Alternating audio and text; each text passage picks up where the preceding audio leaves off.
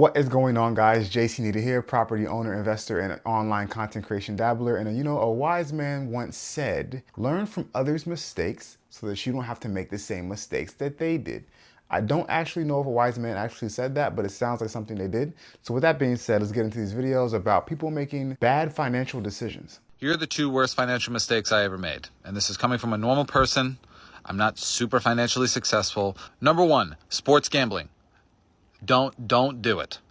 The only way I can tell you it's okay to sports gamble is if you have a healthy relationship with gambling, and that is that like you can put the occasional small amount of money on a game to, just kind of have a good time with your friends or something like that. Gambling is an addiction just like any drug, just like anything else. But instead of hurting your body or your brain, it's going to kill your bank account. It is a sickness. It will get into your brain and it will destroy your financial life way faster than you realize. Like my story with gambling was when I first started gambling on sports, I went up $7,000 within the first 4 months. Probably within a month or two of gaining that $7,000, I had lost all of it and then also down an additional $1,000. And then ever since that point, all I did was lose. I would win a little bit and then I would lose twice that amount until eventually I lost $12,000. The second thing is another form of gambling, the stock market. And I'm not telling people not to invest in the stock market. You should absolutely, if you're able to, put money into the stock market. But don't fool yourself into thinking that you're going to become a day trader. That is a mistake that I made, like a lot of people in 2020. I thought, I'm going to become a day trader. I know a lot about stocks. Blah, blah, blah.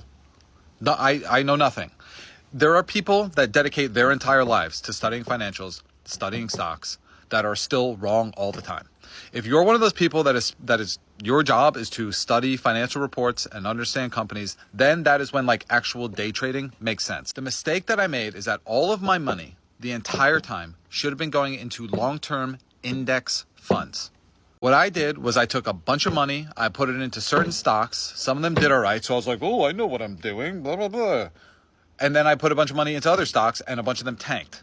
So if you're just going to dump your money in and forget about it, which is what you should do unless you are trying to day trade, which again, you shouldn't, unless you're trying to make that your long-term career, which you shouldn't. Dump money into ETFs, forget about it, let it rise over time. It's going to crash. It will crash. That's an inevitability. People doomsday every year. The stock market crash is coming. Yeah, it's going to happen. It's going to happen. Okay. Keep investing.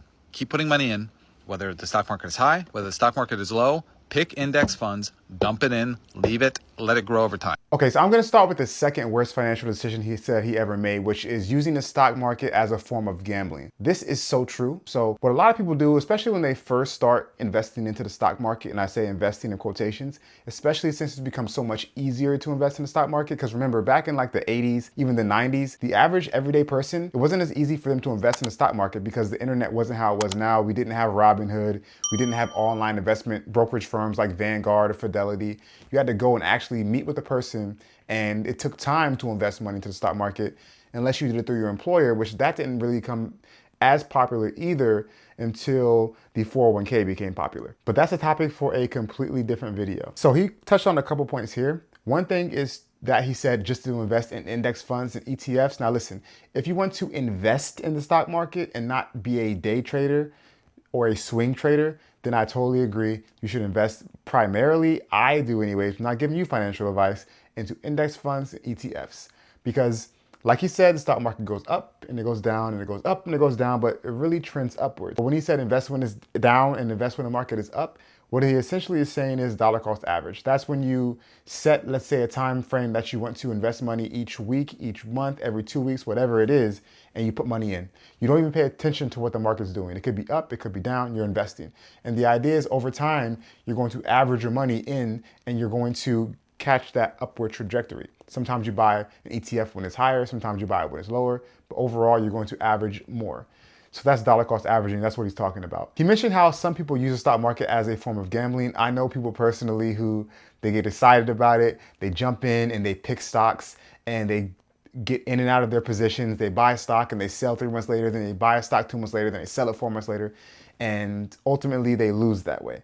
And that's because a lot of it comes down to luck. Even people who bought, let's say, Amazon in the 90s or Google in the 90s or Facebook in the, 2000s. Those people, either they were just flat out lucky, or they did do their research, or maybe their friend tipped them off and said, hey, this looks like it's something that's really gonna hit, and they took a leap of faith, or they did a little research on it and they invested in it. But it still comes down to luck. I mean, there's something called technical investing and technical analysis, and yes, that can work. I don't know much about that, so I won't speak on it. But I will say that for the majority of the everyday common man and woman, it really does come down to luck. So even now, right, there's a big thing about which car company, which electric car company is going to be the winner. Or even you could say which streaming service is going to be the winner, or which AI company is going to be the winner, which company that's investing in pharmaceuticals for mental health is going to be the winner. And sure, you can do your research and determine, oh, this company has these benefits, that company has this benefits. But what it really comes down to is you do your research, you decide what you think is going to win, and you bet on it.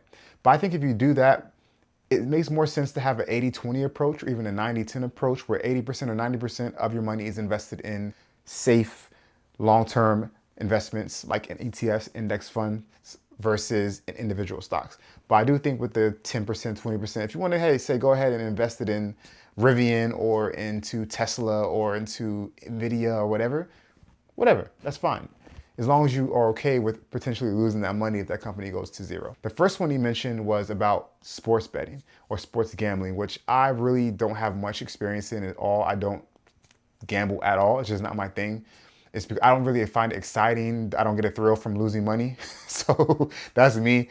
It's not my personality. So I do think that what he said is a really good point. If you can control yourself, which a lot of times if you can control yourself, you're someone more like me who just does it maybe, well, not me because I don't do it at all, but some people who may say, okay, I'm going to go ahead and take this $100 that I was going to spend on something anyways that was just for fun and bet it.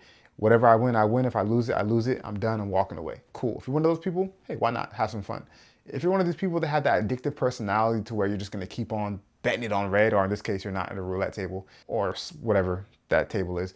If you're going to just continue to go into where you're losing $12,000 like he did or worse, yeah, you might want to avoid that. All right, old son, I crunched the numbers for you, and with a credit score of 400 and no down payment, it was a little hard, but I think I got something worked out. How does $1,500 a month sound for 72 months?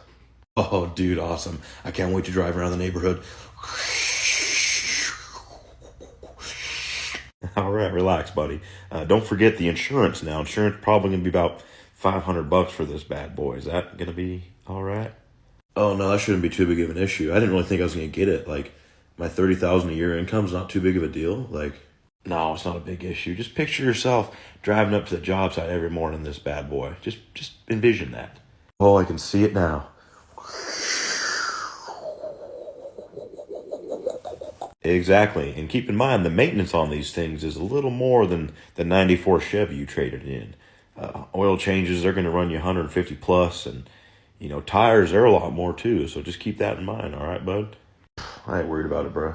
I just can't wait to post this bad boy on my social media every single day. Cold start, #power stroke.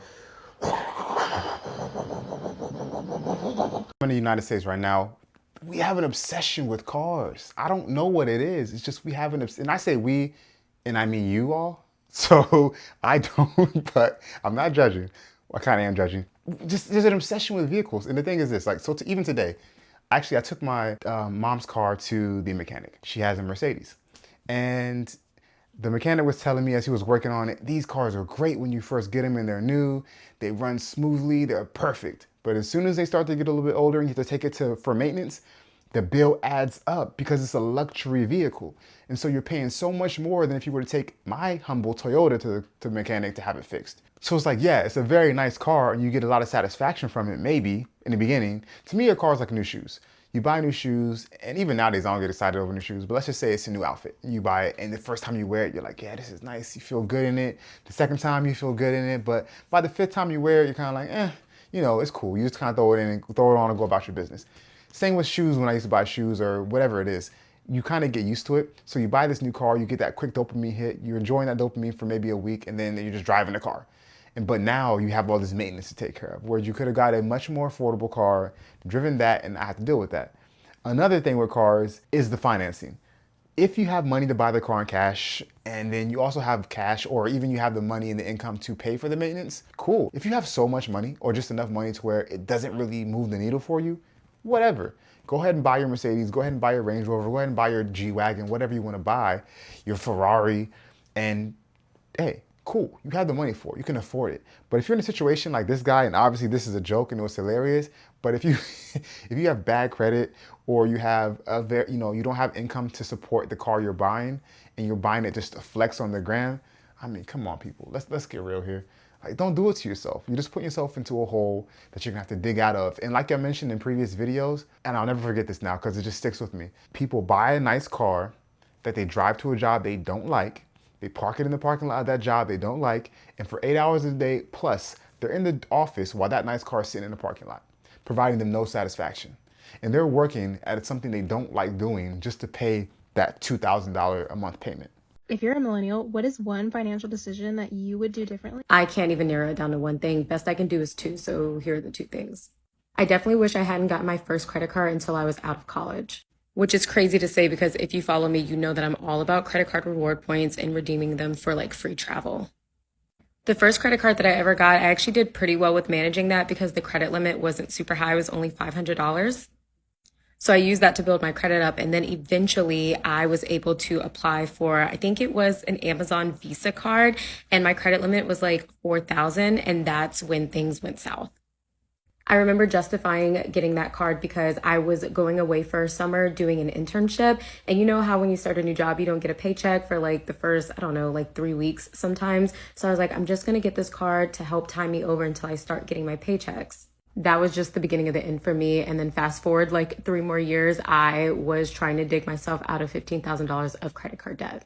I just think being in college or being in high school or whatever is way too young to have a credit card because you just don't understand how to manage your credit. I think later on in life, it's definitely good to get a credit card and understand how to manage it, but like that's way too young. Second thing is I wish I had opened and invested in a Roth IRA as soon as I started making earned income. So I started making earned income when I was like 15, working my first job at Staples. And I wish at that point I had thought to myself that like, listen, everything that I make, 10, 15, 20% of that is not for me. That's for future me. And I need to put that away. I can do whatever I want with the remaining 80% or whatever, but I need to set aside a little bit of all of my earned income and I need to put it into investments. When it comes to investing, time is your biggest asset. So the earlier that you can get into the mindset of understanding how important investing is and how much it will be for your future, the better you'll be. And honestly, the richer you'll be. Okay, so she made 2 really good points here. And I'll take the credit card point first. So I didn't really get savvy about credit cards and debt until after I graduated college. As soon as I graduated college and I saw the amount of student loan debt that I had, it shocked me. And it really rattled me because I had never been in that kind of debt before. And I realized at that moment how much I hated. And so from that moment forward, I made a commitment to myself that I was never going to go into debt again. Well, when I say go into debt again, I mean for student loan debt, credit card debt, any bad debt. I did get a car loan at the time because I just didn't have enough money to buy it in cash. But I bought a 2012 Toyota Camry, base model, no frills, nothing in it at all.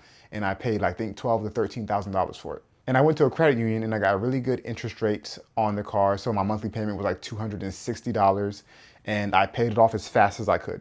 The only other time I took debt out that I could not pay off right away after that moment was when I bought a rental property and I used a personal loan to help fix up the property. And then I paid it off with the rent that I got from the house every month. I didn't get my first credit card. I think I may have got my first credit card. I think it might have been, I can't remember if it was high school or college. People really paid attention and looked and saw how much interest they're being charged. Maybe it doesn't resonate because, oh, they're paying $50 minimum each month or $100 minimum each month, but you're getting charged 20, 30, sometimes 30%. Maybe not that high, but 20, 25% interest. Think about that. You go buy a Chipotle bowl for, let's just say $10. I know Chipotle bowl doesn't cost $10. And use that credit card, and you don't pay it off, you're not paying $10 for that Chipotle bowl. You're paying like $12, $13, $14 for that Chipotle bowl each time. You're buying a Chipotle bowl and a half each time because you're using that debt. So yes, credit cards, be very careful with it. And I mean, the age thing, I think some people are more mature earlier on. Some people have different personalities, so it just depends on who you are. You have to know yourself and know your money temperament. But yes, be very careful with credit cards. Reward points are wonderful if You are going to spend the money anyways, and you're going to carry a zero balance at the end of each month. Sure, use a credit card to get the points. I do that. I love credit card churning. I've taken trips off of credit card points. But again, I don't carry a balance. Number two, she brought up something called a Roth IRA. If you're not familiar with what a Roth IRA is, it literally stands for individual retirement account. Roth is the name of the person who, the senator I think he was, that came up with the idea for the investment vehicle. And essentially what it is just a way to take your post-tax income. So you've already paid Uncle Sam his share, and you take that and you invest it into an individual retirement account, meaning it's an account that's not attached to your employer. You open it with a company like Vanguard or Fidelity, they're brokerage accounts. In that account, you buy investments. You can buy ETFs, index funds, you can buy individual stocks, what have you. And the good thing about the Roth IRA is anything that you earn is tax-free when you pull it out, if you take it out after 59 and a half, unless you have some other circumstances that occur, which we're not gonna get into. So, and another good thing is anything you contribute to the Roth IRA, you can take out anytime without penalty. So to be more specific, let's say you have $6,000 and you invest that $6,000 over the year into your Roth IRA. And let's say by the end of the year, you've earned $500. So now you have $6,500. The $500 that you earned, you can't touch it until you are 59 and a half, because that's money you've earned. It's what you've gained by investing your money into the market. But that $6,000 that you originally invested, which is your contribution, you can withdraw that anytime without penalty. So in a way, it's almost like a supercharged bank account, except for the fact that you don't want to take that $6,000 out. You want to leave that $6,000 in pretty much indefinitely and let it compound on itself with the contributions. And again, it's tax-free, so that when you do finally start taking withdrawals from it, whenever that is, 61, 62, whatever, you have tax-free withdrawals. So it's a really good vehicle. She's saying she wishes she would have invested in it when she was 15, 16. That's great. Hindsight's 2020. I wish I would have done the same. I just didn't know what it was until after I graduated college. I had no idea what it was. 3 worst financial decisions you can make in your 20s. This is what I've learned as a 25-year-old who's trying to be financially smart while still learning like everyone else. Number 1 is chasing the money. I was probably guilty of this one myself because I went straight into a corporate job in finance as soon as I left uni, but in hindsight I would have taken some time to live a little and travel before parking myself behind a desk for 40 years. Number 2 is saving too strictly. We all want more money in the bank, and it is important to save for a rainy day, but don't let this come at the expense of your happiness. If you want to spend money, you shouldn't feel guilty about it. You just need to be sensible. And number 3, side hustle the hell out of your 20s. This one might be cliche, but genuinely I don't think one source of income is enough to live comfortably anymore. And you don't want to be over reliant on your salary, because then your entire financial well-being is in the hands of someone else. Okay, so the third one, I think he meant not to side hustle your ass off, is the financial mistake. Not the mistake is to side hustle your ass off. Now, with that being said, the first 2 points really about not chasing money and about being too strict with how you budget, I'm all about the philosophy of 10 years of sacrifice. That's what I call it 10 years of sacrifice, which essentially is 10 years of keeping your head down, pedal to the metal, skilling up, getting as many skills as you can in a certain area that works for you so you can earn the highest income that you can in your particular area, getting out of debt if you have any, and foregoing certain things that some people would like to do. Doesn't mean you can't go on vacations, doesn't mean that you can't drink lattes, doesn't mean you can't buy nice clothes. It just means that you don't do it to a point that you're gonna set yourself back. And personally speaking, for me, you don't do it on debt. So if you have any debt during the 10 years of sacrifice, you pay all that debt off. If you don't have debt, or if you do, pay it off as fast as possible, then start to invest. Again, like in a Roth IRA, in your employer-sponsored retirement account. But I will say that while you should have balance, so maybe when he says don't chase money, doesn't mean don't make yourself sick working and not enjoying life, because you never know how long you have.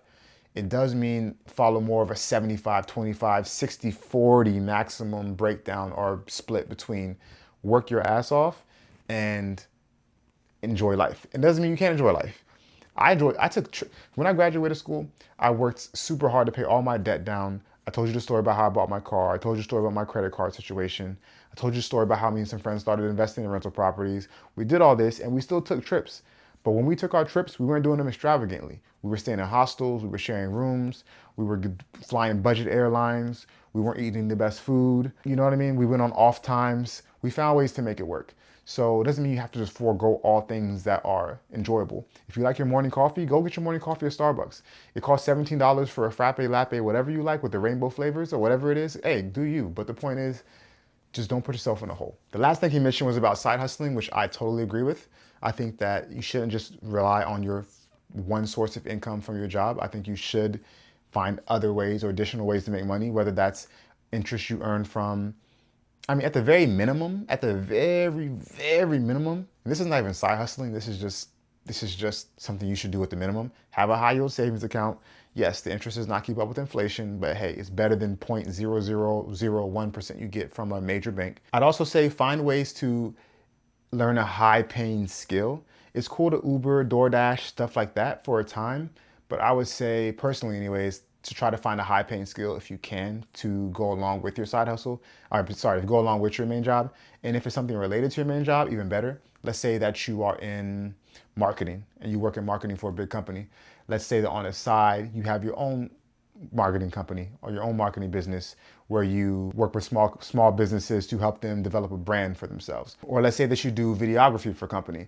On the side, you could do videography or photography for weddings or for, what have you.